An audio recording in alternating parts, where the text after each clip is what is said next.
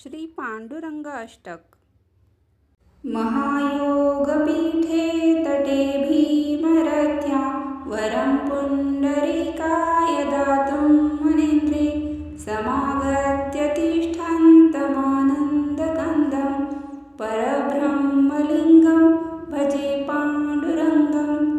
तटिद्वाससं नीलमेघावभासं रमामन्दिरं सुन्दरं चित्प्रकाशं वरं त्विष्टकायां समन्यस्तपादं परब्रह्मलिङ्गं भजे पाण्डुरङ्गं।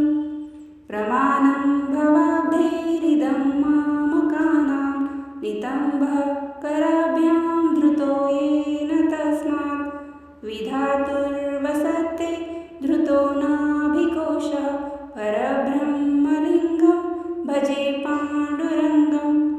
स्फुरत्कौस्तुभालङ्कृतं कण्ठदेशे श्रियादृष्टकेयूरकं श्रीनिवासं शिवं शान्तमीड्यं वरं लोकपालं परब्रह्मलिङ्गं भजे पाण्डुरङ्गं। शरच्चन्द्रबिम्बाननं चारुहंसं लसत्कुण्डलाक्रान्तगण्डस्थलान्तं जपारागबिम्बाधरं कञ्जनेत्रं परब्रह्मलिङ्गं भजे पाण्डुरङ्गं। किरीटोज्ज्वलत्सर्वदिक्प्रान्तभागं सुरैरर्चितं दिव्यरत्नैरनर्घे त्रिभङ्गाकृतिं ब्रह्ममाल्यावतंसं परब्रह्मलिङ्गं भजे पाण्डुरङ्गं। विभुं वेणुनादं चरन्तं दुरन्तं स्वयं लीलया गोपवेशं दधानं गवां वृन्दकानन्ददं चारुहंसं परब्रह्मलिङ्गं भजे पाण्डुरङ्गम्। अजं रुक्मिणीप्राणसञ्जीवनं तं परं धाम कैवल्यमेकं तुरीयं प्रसन्नं प्रपन्नार्तिहं देवदेवं परब्रह्मलिङ्गं भजे पाण्डुरङ्गं। स्त्वं पाण्डुरङ्गस्य वै पुण्यदं ये पठन्ते कचित्तेन भक्त्या च नित्यं भवाम्भोनिधिं ते वितीर्त्वान्तकाले हरेरालयं शाश्वतं प्राप्नुवन्ति। महायोगपीठे तटे भीमरथ्या वरं पुण्डरीकाय दातुं मुनीन्द्रे समागत्य तिष्ठन्तमानन्दकन्दं परब्रह्मलिङ्गं भजे पाण्डुरङ्गं। तटिद्वाससं नीलमेघावभासं रमामन्दिरं सुन्दरं चित्प्रकाशं वरं त्विष्टकायां समन्यस्तपादं परब्रह्मलिङ्गं भजे पाण्डुरङ्गं। प्रमाणं भवाब्धैरिदं मामकानां नितम्बः कराभ्यां धृतो येन तस्मात् विधातुर्वसते धृतो नाभिकोशः परब्रह्मलिङ्गं भजे पाण्डुरङ्गं। स्फुरत्कौस्तुभालङ्कृतं कण्ठदेशे श्रियादृष्टकेयूरकं श्रीनिवासं शिवं शान्तमीड्यं वरं लोकपालं परब्रह्मलिङ्गं भजे पाण्डुरङ्गं। शरच्चन्द्रबिम्बाननं चारुहंसं लसत्कुण्डलाक्रान्तगण्डस्थलान्तं जपारागबिम्बाधरं कञ्जनेत्रं परब्रह्मलिङ्गं भजे पाण्डुरङ्गं। किरीटोज्ज्वलत्सर्वदिक्प्रान्तभागं सुरैरर्चितं दिव्यरत्नैरनर्घे त्रिभङ्गाकृतिं ब्रह्ममाल्यावतंसं परब्रह्मलिङ्गं भजे पाण्डुरङ्गं। विभुं वेणुनादं चरन्तं दुरन्तं स्वयं लीलया गोपवेशं दधानं गवां वृन्दकानन्ददं चारुहंसं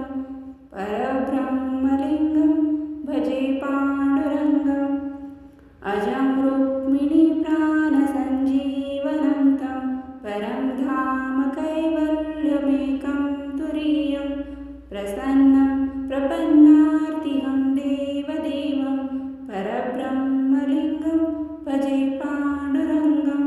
स्त्वं पाण्डुरङ्गस्य वै पुण्यदं ये पठन्ते कचित्तेन भक्त्या च नित्यं भवाम्भोनिधिं ते वितीर्त्वान्तकाले हरेरालयं शाश्वतं प्राप्नुवन्ति।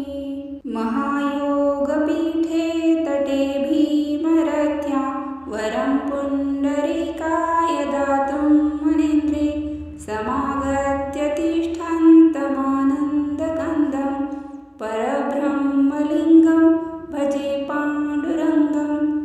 तटिद्वाससं नीलमेघावभासं रमामन्दिरं सुन्दरं चित्प्रकाशं वरं त्विष्टकायां समन्यस्तपादं परब्रह्मलिङ्गं भजे पाण्डुरङ्गं।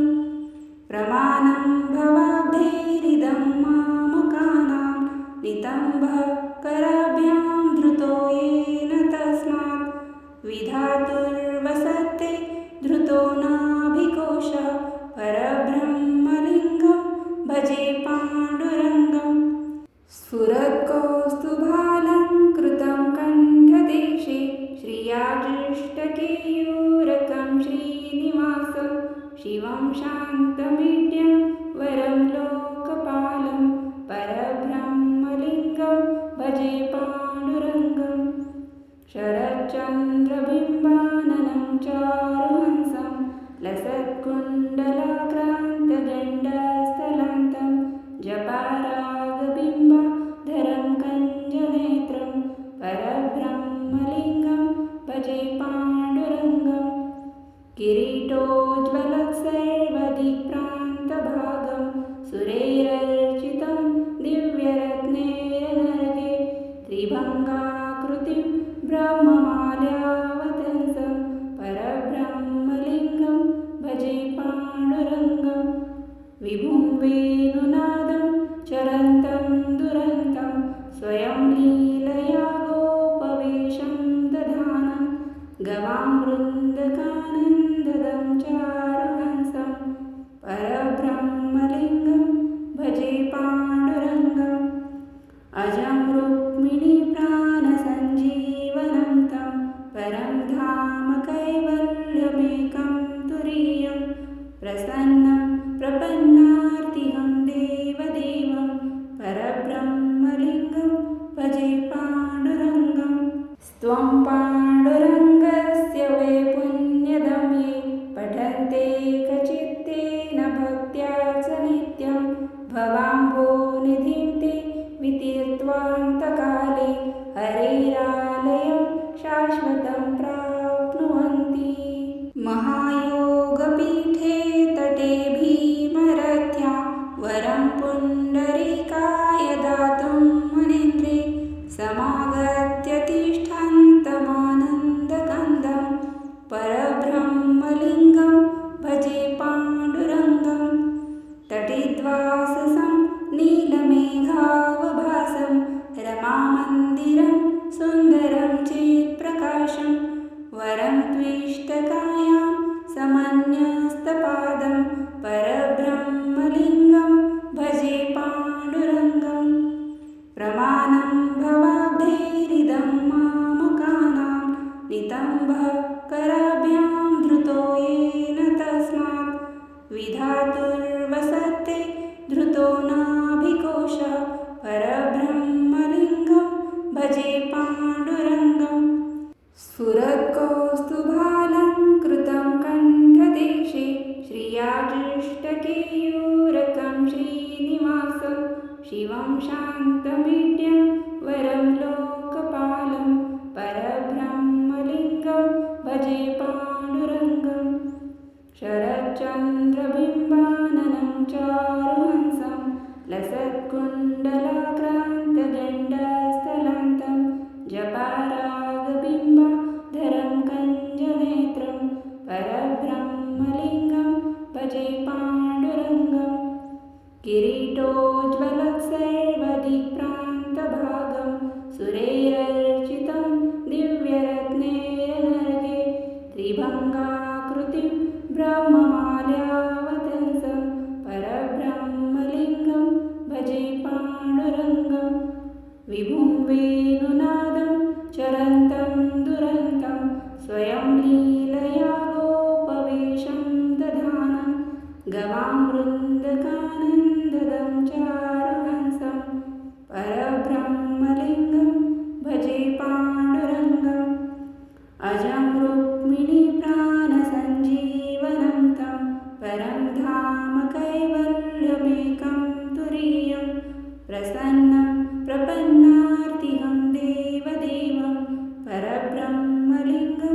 भजे पाण्डुरङ्गं स्त्वं पाण्डुरङ्गस्य वै पुण्यदं ये पठन्ते कचित्तेन भक्त्या च नित्यं भवाम्भोनिधिं ते वितीर्त्वान्तकाले हरेरालयं शाश्वतं प्राप्नुवन्ति।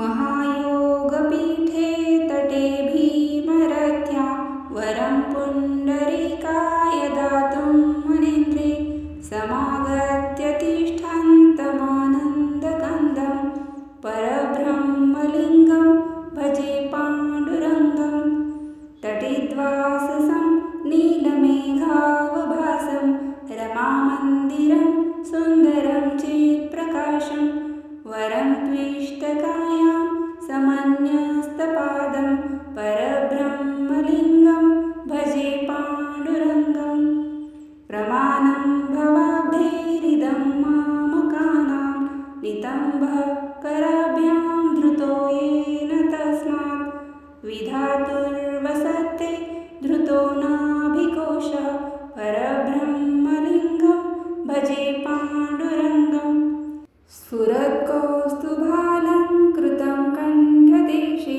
श्रियाजुष्टकेयूरकं श्रीनिवासं शिवं शान्तमीड्यं वरं लोकपालं परब्रह्मलिङ्गं भजे पाण्डुरङ्गं शरच्चन्द्रबिम्बाननं चारुहंसं लसत्कुण्डलाक्रान्तगण्डस्थलान्तं जपारागबिम्बाधरं कञ्जनेत्रं परब्रह्मलिङ्गं भजे पाण्डुरङ्गं किरीटोज्ज्वलत्सर्वदिक्प्रान्तभागं सुरैरर्चितं दिव्यरत्नैरनर्घे त्रिभङ्गाकृतिं ब्रह्ममाल्यावतंसं परब्रह्मलिङ्गं भजे पाण्डुरङ्गं विभुं वेणुनादं चरन्तं दुरन्तं स्वयं लीलया गोपवेशं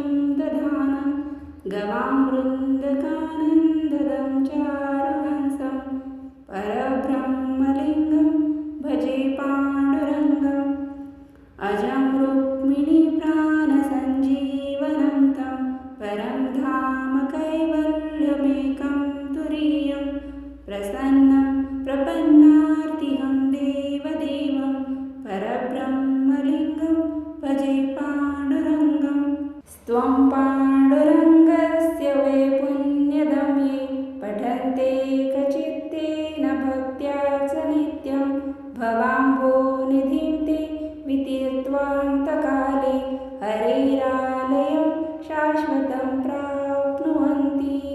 महायोगपीठे तटे भीमरथ्या वरं पुण्डरीकाय दातुं मुनीन्द्रे समागत्य तिष्ठन्तमानन्दकन्दं परब्रह्मलिङ्गं भजे पाण्डुरङ्गं तटिद्वाससं नीलमेघावभासं रमामन्दिरं सुन्दरं चित्प्रकाशं वरं त्विष्टकायां समन्यस्तपादं परब्रह्मलिङ्गं भजे पाण्डुरङ्गं प्रमाणं भवाब्धैरिदं मामकानां नितम्बकराभ्यां धृतो येन तस्मात् विधातुर्वसते धृतो नाभिकोशः परब्रह्मलिङ्गं भजे पाण्डुरङ्गं स्फुरत्कौस्तुभालङ्कृतं कण्ठदेशे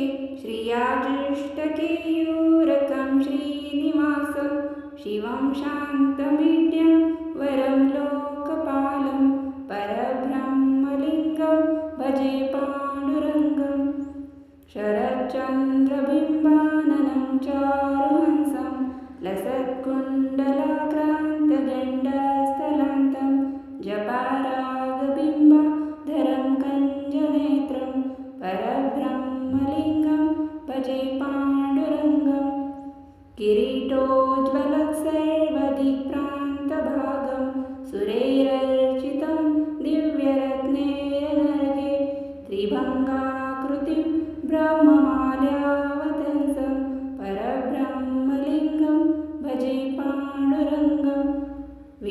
वेणुनादं चरन्तं दुरन्तं स्वयं लीलया गोपवेशं दधानं गवामृन्दकानन्ददं चारुहंसं परब्रह्मलिङ्गं भजे पाण्डुरङ्गम् अजं रुक्मिणीप्राणसञ्जीवनं तं परं धाम कैवल्यमेकं तुरीयं प्रसन्नं प्रपन्नार्तिहं देवदेवं परब्रह्मलिङ्गं भजे पाण्डुरङ्गम् स्त्वं पाण्डुरङ्गस्य वै पुण्यदं ये पठन्ते कचित्तेन भक्त्या च नित्यं भवाम्भोनिधिं ते वितीर्त्वान्तकाले हरेरालयं शाश्वतं प्राप्नुवन्ति महायोगपीठे तटे भीमरथ्या वरं पुण्डरीकाय दातुं मुनीन्द्रे समागत्य तिष्ठन्तमानन्दकन्दं परब्रह्मलिङ्गं भजे पाण्डुरङ्गं तटिद्वाससं नीलमेघावभासं रमामन्दिरं सुन्दरं चित्प्रकाशं वरं त्विष्टकायां समन्यस्तपादं परब्रह्मलिङ्गं भजे पाण्डुरङ्गं प्रमाणं भवाब्धैरिदं मामकानां नितम्बः कराभ्यां धृतो येन तस्मात् विधातुर्वसते धृतो नाभिकोशः परब्रह्मलिङ्गं भजे पाण्डुरङ्गम् स्फुरत्कौस्तुभालङ्कृतं कण्ठदेशे श्रियादृष्टकेयूरकं श्रीनिवासं शिवं शान्तमीड्यं वरं लोकपालं परब्रह्मलिङ्गं भजे पाण्डुरङ्गम् शरच्चन्द्रबिम्बाननं चारुहंसं लसत्कुण्डलाक्रान्तगण्डस्थलान्तं जपारागबिम्बाधरं कञ्जनेत्रं परब्रह्मलिङ्गं भजे पाण्डुरङ्गम् किरीटोज्ज्वलत्सर्वदिक्प्रान्तभागं सुरैरर्चितं दिव्यरत्नेरनर्गे त्रिभङ्गाकृतिं ब्रह्ममाल्यावतंसं परब्रह्मलिङ्गं भजे पाण्डुरङ्गम् विभुं वेणुनादं चरन्तं दुरन्तं स्वयं लीलया गोपवेशं दधानं गवामृन्दकानन्ददं चारुहंसं परब्रह्मलिङ्गं भजे पाण्डुरङ्गम् अजं रुक्मिणीप्राणसञ्जीवनं तं परं धाम कैवल्यमेकं तुरीयं प्रसन्नं प्रपन्नार्तिहं देवदेवं परब्रह्मलिङ्गं भजे पाण्डुरङ्गम् स्त्वं पाण्डुरङ्गस्य वै पुण्यदं ये पठन्ते कचित्तेन भक्त्या च नित्यं भवाम्भोनिधिं ते वितीर्त्वान्तकाले हरेरालयं शाश्वतं प्राप्नुवन्ति महायोगपीठे तटे भीमरथ्या वरं पुण्डरीकाय दातुं मुनीन्द्रे समागत्य तिष्ठन्तमानन्दकन्दं परब्रह्मलिङ्गं भजे पाण्डुरङ्गं तटिद्वाससं नीलमेघावभासं रमामन्दिरं सुन्दरं चित्प्रकाशं वरं त्विष्टकायां समन्यस्तपादं परब्रह्मलिङ्गं भजे पाण्डुरङ्गम् प्रमाणं भवाब्धैरिदं मामकानां नितम्बः कराभ्यां धृतो येन तस्मात् विधातुर्वसते धृतो नाभिकोशः परब्रह्मलिङ्गं भजे पाण्डुरङ्गम् स्फुरत्कौस्तुभालङ्कृतं कण्ठदेशे श्रियादृष्टकेयूरकं श्रीनिवासं शिवं शान्तमीड्यं वरं लोकपालं परब्रह्मलिङ्गं भजे पाण्डुरङ्गम्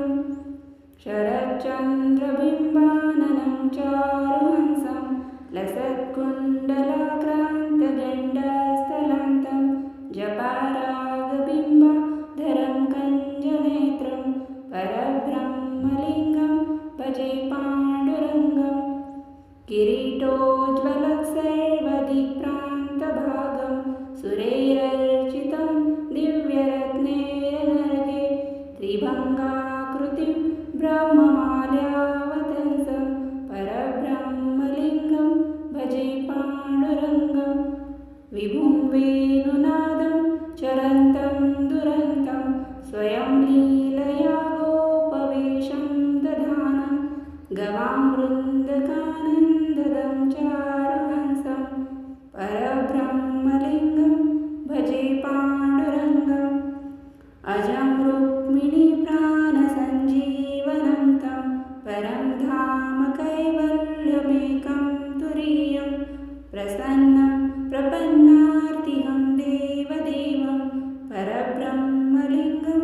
भजे पाण्डुरङ्गं स्त्वं पाण्डुरङ्गस्य वै पुण्यदं ये पठन्ते कचित्तेन भक्त्या च नित्यं भवाम्भोनिधिं ते वितीर्त्वान्तकाले हरेरालयं शाश्वतं प्राप्नुवन्ति महायोगपीठे तटे भीमरथ्या वरं पुण्डरीकाय दातुं मुनीन्द्रे समागत्य तिष्ठन्तमानन्दकन्दं परब्रह्मलिङ्गं भजे पाण्डुरङ्गं तटिद्वाससं नीलमेघावभासं रमामन्दिरं सुन्दरं चित्प्रकाशं वरं त्विष्टकायां समन्यस्तपादं परब्रह्मलिङ्गं भजे पाण्डुरङ्गं प्रमाणं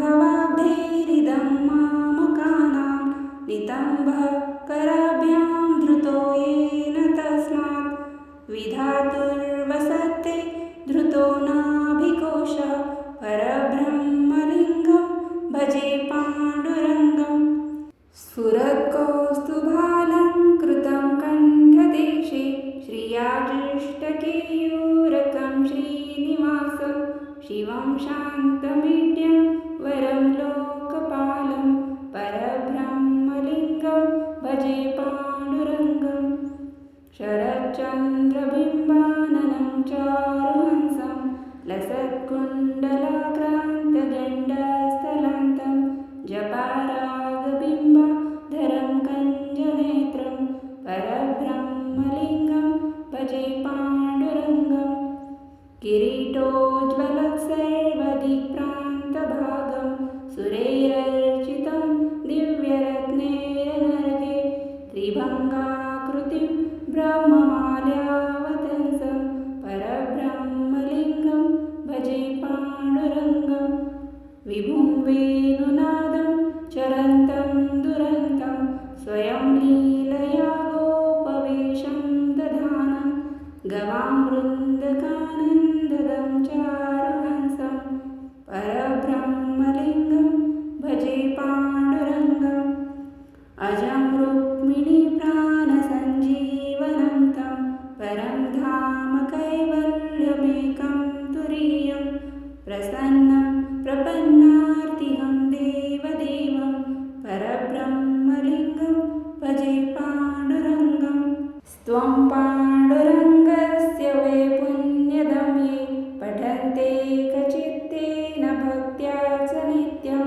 भवाम्भोनिधिं ते वितीर्त्वान्तकाले हरेरालयं शाश्वतं प्राप्नुवन्ति महायोगपीठे तटे भीमरथ्या वरं पुण्डरीकाय दातुं मुनीन्द्रे समागत्य तिष्ठन्तमानन्दकन्दं परब्रह्मलिङ्गं भजे पाण्डुरङ्गं तटिद्वाससं नीलमेघावभासं रमामन्दिरं सुन्दरं चित्प्रकाशं वरं त्विष्टकायां समन्यस्तपा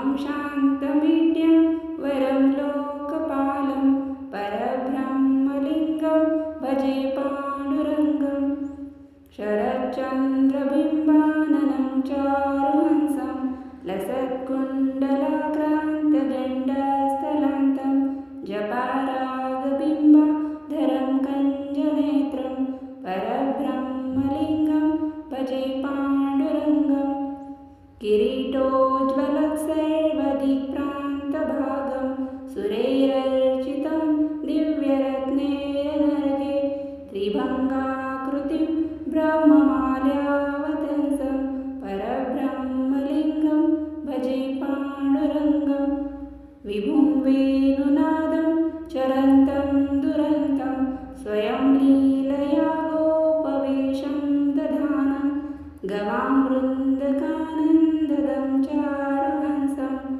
परब्रह्मलिङ्गं भजे पाण्डुरङ्गम् अजं रुक्मिणीप्राणसञ्जीवनं तं परं धाम कैवल्यमेकं तुरीयं प्रसन्नं प्रपन्नार्तिहं देवदेवं परब्रह्मलिङ्गं भजे पाण्डुरङ्गं स्त्वं पाण्डुरङ्गस्य वै पुण्यदं ये पठन्ते कचित्तेन भक्त्या च नित्यं भवाम्भोनिधिं ते वितीर्त्वान्तकाले हरेरालयं शाश्वतं प्राप्नुवन्ति महायोगपीठे तटे भीमरथ्या वरं पुण्डरीकाय दातुं मुनीन्द्रे समागत्य तिष्ठन्तमानन्दकन्दं परब्रह्मलिङ्गं भजे